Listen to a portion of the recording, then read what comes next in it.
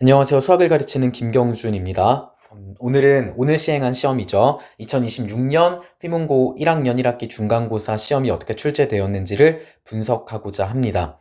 분석에 앞서서 한 달 넘는 시간 동안 열심히 고등학교 첫 시험이었죠. 이 시험을 준비하느라 고생한 우리 학생들께 너무 수고 많았고 또 격려와 위로의 말씀을 전해드리고 싶고요. 또 옆에서 우리 부모님들께서도 마음 졸이면서 열심히 우리 학생들 도와주셨을 텐데 너무 고생 많으셨다고 또 격려의 말씀을 드리고 싶습니다.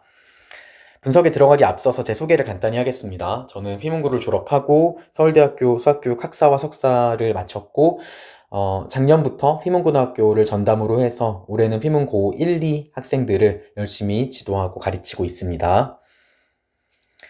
오늘 내용은 먼저 첫 시험 중간고사 총평을 하고요. 1학기 기말고사를 어떻게 대비할지에 대해서 말씀을 드리겠습니다. 이번 시험을 한마디로 얘기하면 이게 작년까지는 20문제로 나왔었다가 올해로 첫 시험 24문제 셋으로 치러진 첫 시험이었는데 문항수가 많아지면서 한 문제 한 문제의 객관적인 난이도는 내려갔다 라고 볼 수 있겠고요. 정리하자면 24문제 중에서 21문제는 무난한 문제로 출제가 되었고 3문제가 이제 변별력을 갖는 문제였고요. 3문제를 살펴보면 그 시간이 있으면 못 풀만한 문제는 없지만 여전히 이제 까다롭게 출제된 것을 알 수 있습니다. 그리고 옆에 있는 표를 보시면 알겠지만 이 휘문고등학교 선생님들께서 수업을 교과서로 하시기 때문에 작년에도 이런 현상들이 있었는데 올해는 특히 이 교과서 문제가 굉장히 중요해졌다라고 보여지고요. 거의 모든 문제의 소스를 출제 근거를 교과서에서 찾을 수 있을 정도로 교과서 문제를 기반으로 해서 출제된 시험이다. 변형해서 출제된 시험이다라고 보시면 되겠습니다. 1등급 컷이 아마 궁금할 텐데요. 이게 이제 저도 조사 중에 있는데 전체적으로 뭐 한 반에서 만점자가 2명 정도 되는 반도 있는 것 같고 또 어떤 반에는 만점자가 없는 것 같다라는 얘기도 들리고 있고요. 그래서 시험의 객관적인 난이도를 봤을 때에는 작년 시험보다 조금 쉬운 시험이었다라고 보여지는데요. 그럼에도 불구하고 이게 뭐 중간중간 학생들이 걸려 넘어진 트랩도 있고요. 실수도 있고 문항수가 많아지다 보니까 그런 것들을 총 고려했을 때 1등급 예상 컷을 2개 정도로 조심스럽게 예상을 할 수 있겠습니다. 2등급은 1컷이 2개로 잡힌다면 한 대략 4개 정도 선에서 뭐 90점, 80점 선에서 1등급과 2등급이 잡힐 것 같고요. 뭐 그 제대로 된 데이터는 까봐야지 알겠지만 기본적으로 난이도나 또 전체적인 분위기를 봤을 때 1등급이 한 2개 정도 잡힐 것 같다라고 생각을 하면 될 것 같습니다. 세 가지로 나눠서 오늘 치러진 이 시험을 분석을 할 건데요. 앞서 말씀드린 대로 교과서에서 거의 모든 문제의 출제 근거를 찾을 수 있었다라고 말씀을 드렸는데 먼저 첫 번째 난이도 중 혹은 난이도 하짜리 문제는 거의 대부분 교과서에서 출제가 숫자들이 좀 바뀌어서 상황이 살짝 복잡해져서 출제가 되었다라고 보여집니다. 단답형 6번으로 나온 이 문제도 교과서에 있는 생각 넓히기 문제였고 주어진 다항식들만 바뀌어서 그렇게 출제가 됐고요. 거의 조건이나 이런 것들은 거의 동일합니다. 또한 뭐 객관식 9번 문제도 교과서 중단원 마무리에 있는 문제에서 뭐 x-1을 x 플러스 1로 바꿨고 질문이 홀수차 항의 개수를 물어봤다면 실제 시험에서는 짝수차 항의 개수를 물어보는 식으로 문제가 살짝 변형돼서 나왔습니다. 그래서 누가 봐도 교과서 문제 이 문제를 바꿔서 출제를 하셨구나라는 것을 알 수 있었던 문제였습니다. 또 뭐 그 객관식 6번 문제도 마찬가지입니다. 6번 문제도 왼쪽이 원본인데 오른쪽에 교과서 중단원 마무리에 나온 문제들을 보면 그림이 똑같죠. 근데 이 구하시오라는 문제를 기니리 문제로 합답형 문제로 바꿔서 출제했음을 알 수 있고 원본을 풀었으면 그러니까 교과서 원본을 풀었으면 이 시험 6번 문제도 큰 어려움 없이 풀 수 있었다. 대신에 교과서 문제보다 질문을 3개를 함으로써 난이도는 살짝 올라갔다라고 보여지고요. 그래서 뭐 저희 수업에서도 저희 어제 있었던 직보 파이널 단답 1회에서도 1번 문제로 이 문제 변형 문제를 출제를 했고 그리고 직보 파이널 자료에서도 동일한 문제의 변형 문제를 여러 번 연습했던 문제였습니다.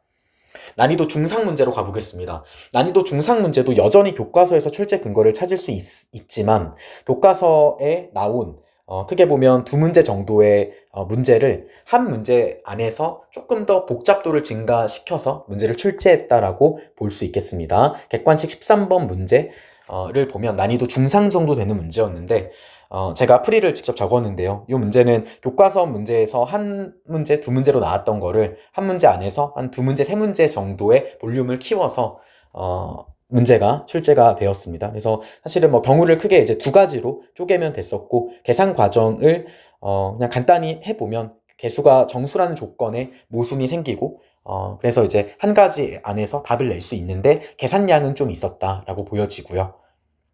자, 그 다음에 세 번째 포인트를 보겠습니다. 킬러 문제를 보면, 킬러 문제는, 물론 이제 소재 자체는 교과서에 있는 소재지만, 교과서 문제를 푼다고 풀 수 있는 문제는 아니고요. 또 교육청 변형이라든가, 시중 문제집의 변형은 아니고, 자장 문제로서, 여전히 이제 어렵게 출제된 문제가 나왔습니다. 단답형 9번과 10번이 이번 시험에서 가장 어려운 문제였는데요. 먼저 단답형 9번은 제가 조금 자세히 설명을 해보겠습니다. 단답형 9번 문제에서 먼저 가족권까지는 학생들이 쉽게 접근했을 거예요. fx랑 직선 L이 두 점에서 만나면서 두 점의 x좌표의 합과 곱에 대한 정보가 나와 있기 때문에 오른쪽 제가 적어놓은 풀이에서 볼 수 있듯이 fx랑 직선 L을 연립해서 y를 소거한 식에서 근과 계수의 관계를 적용하면 m과 n 값이 툭 튀어나옵니다. 그래서 m 값이 마이너스 2고 n 값이 마이너스 8로 나오고요. 그 뒤에 있는 조건들을 보면 박스 밑에 있는 조건을 보면요. fx의 최소값에 관한 조건이 나오기 때문에 m과 n의 값을 fx랑 l에다 넣어서 먼저 이제 fx의 최대값과 최소값을 구해봅니다. 그래서 주어진 마이너스 6부터 4까지의 범위에서 fx의 최대값은 5가 나오고 최소값은 마이너스 20이 나오고 이 상황 자체는 교과서 문제였죠. 그런데 이 문제가 어려운 게 그 뒤에가 어렵습니다. 그 함수 y는 gx가 직선 L과 오직 한 점에서 만난다라는 조건이 있고 fx의 최대 최소값이 5랑 마이너스 20인데 요 마이너스 6부터 4까지의 범위에서 제가 펜을 좀 쓰겠습니다.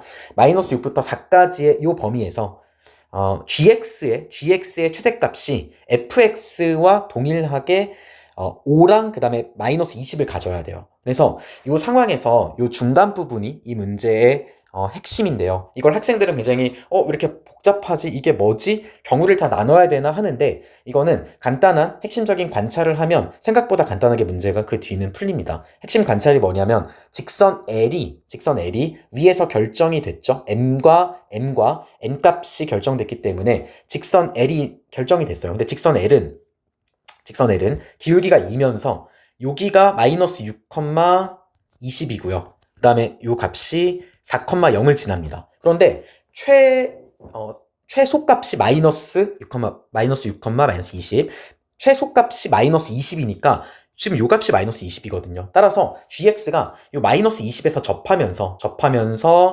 4에서는 5의 값을 갖는 거예요. 그래서 직선 L과 gx를 뺀 함수를 적용하면 x 플러스 6의 제곱을 인수로 갖는다라고 해놓고 그 다음에 4를 대입해서 함수값이 f의 최대값과 똑같은 5를 갖는다라고 대입을 하면 a 값이 잡힙니다. 그래서 질문에 보면 g14가 나오기 때문에 g14 값을 계산을 하면 40이 나오고 따라서 정답이 30으로 나오는 이런 이제 문제가 출제가 되었습니다. 자, 다음 문제로 출제된 10번 킬러를 볼게요. 이 문제도 듣기로는 뭐 여기까지 이제 만점자가 뭐 전교에서 작년에도 10명 정도 있었고 1컷이 대략 3개로 잡혔습니다. 그래서 이번 시험에서도 만점자가 뭐 대략 이제 있는 반도 있고 없는 반도 있는데 뭐 10명 남짓 나올 것 같아요. 그래서 요 전교에서 이제 그러니까 이제 한 10명 정도, 10명 남짓 맞춘 문제인데 이 문제도 생각보다 그렇게 어렵진 않습니다. 여기서 중요한 내용이 요 단조건이에요. 단조건입니다. 자, 여기를 단조건을 보시면 B가 2A의 배수라고 나와 있기 때문에 여기 이제 B가 있거든요. 그래서 B를 이렇게 두는 겁니다. B를 2A 플러스 2A 곱하기 자연수꼴로 두는 거예요. 그래서 식을 정리하면 축이 이렇게 잡히기 때문에 축이 마이너스 n으로 나옵니다. 근데 n이 자연수기 때문에 축이 여기 보면 주어진 범위가 마이너스 4까지이기 때문에 n값이 4보다 작을 때랑 n값이 5보다 클 때, 그러면 축이 마이너스 4보다 작아지기 때문에 주어진 범위 안에서 축이 왼쪽에 위치하게 됩니다. 그래서 이 두 가지로 경우를 나누면 되고, 이 두 가지 경우에 따라서 정수 조건, 자연수 조건을 잘 써보면 마지막에 이제 a 값이 이렇게 정리가 되고요. 그래서 n이 1, 2, 3, 4기 때문에 이게 이제 21의 약수 중에서 6보다 큰 이제 약수를 6과 9 사이에 있는 것 중에서 이제 21의 약수는 7밖에 없기 때문에 n이 2일 때밖에 안 나옵니다. 그래서 질문이 2b-3b인데 2b-3b가 b를 2의 n으로 뒀기 때문에 이렇게 이제 바뀌는데요. 여기다가 a에다가 9 그리고 n에다가 2를 집어넣으면 첫 번째로 45가 나옵니다. 두 번째로 n이 5 이상일 때의 경우는 축이 마이너스 4보다 왼쪽으로 잡히기 때문에 최대값과 최소값이 각각 경계값에서 나옵니다. 그래서 두 개를 빼서 정리하면 이렇게 이제 나오고요. 그 다음부터는 이제 그 49의 약수 중에서 5 이상이니까 요 2n 플러스 1이 11 이상이죠. 11 이상의 홀수가 되는 거는 49밖에 없습니다. 따라서 a가 1이 나오고 n이 24가 나오기 때문에 이때 질문에 대한 답은 93이 나옵니다. 그래서 최대값은 93, 최소값은 45가 돼서 더하면 138이 나오는 문제죠. 그래서 객관적인 난이도 자체는 작년 단답형 10번 문제보다 마지막 문제보다 난이도는 내려갔지만 전반적으로 이 시험을 운용하는 입장에서는 24문제로 늘어났고 앞에서 계산량을 생각해 봤을 때 체감 난이도는 그렇게 낮지만은 않은 문제였다라고 보여집니다. 자, 그러면 마지막으로 정리를 하겠습니다. 1학기 기말고사 대비를 말씀을 드리려고 하는데요. 저희 정규반 재개강은 5월 5일 화요일에 조금 일찍 개강을 잡았습니다. 그 이유에 대해서 설명을 드리려고 하는데요. 먼저 정리를 해보면 첫 번째로 이번 중간고사 시험은 작년보다는 쉬웠던 것 같아요. 그래서 1등급이 작년에는 3개로 잡혔지만 올해는 2개로 예상을 하고 있습니다. 그렇다면 1학기 기말고사는 어떻게 나올까요?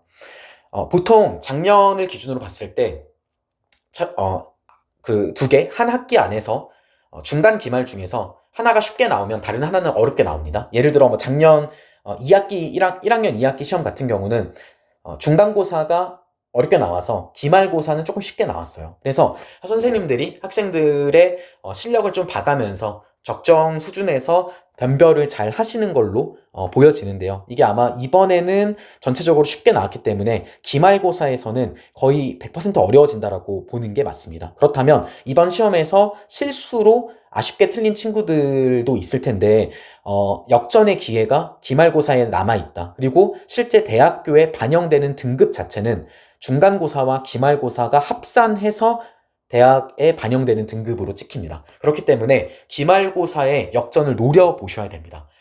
기말고사의 소재를 보면 여러 가지 방부등식과 또 경우의 수 행렬이 있는데요. 이 경우의 수 단원의 특징 때문에 생각보다 난이도가 중간고사보다 어려운 단원입니다.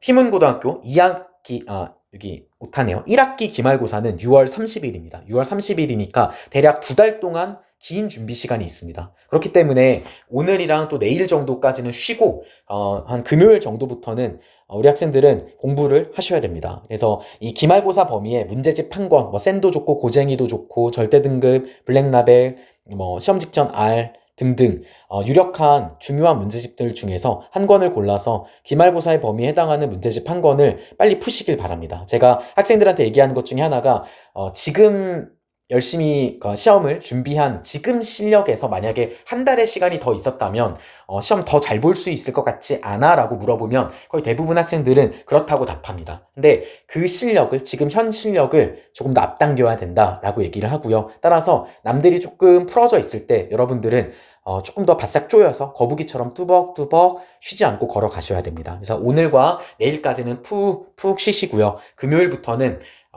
문제집을 꺼내 들어서 이 기말고사 범위 어려우니까 미리 한 권 풀면서 실력을 조금 더 빠르게 업그레이드를 시키시기를 바랍니다. 그래서 저희 정규반은 5월 5일 다음 주 화요일에 앞당겨 개강을 하고요. 어려운 단원부터 하려고 합니다. 이 단원들의 연계성이 많지 않기 때문에 저희는 경우의 수부터 시작해서 또 학생들이 공부량이 좀 적은 행렬 단원, 그리고 그 다음에 여러 가지 방부 등식까지 해서 요 순으로 정복을 해 나갈 겁니다. 그래서 다음 주 화요일까지 문제집 한 권 우리 같이 공부하는 친구들은 꼭 풀어주시고요. 저희 수업에서는 경우의 수부터 꼼꼼하게, 그 누구보다 꼼꼼하게 그렇게 나가려고 준비를 제가 철저히 해서 기다리고 있겠습니다. 어, 아무쪼록 오늘까지 시험 열심히 공부한 우리 친구들 너무 수고 많이 하셨습니다. 이것으로 분석 영상 마무리하겠습니다.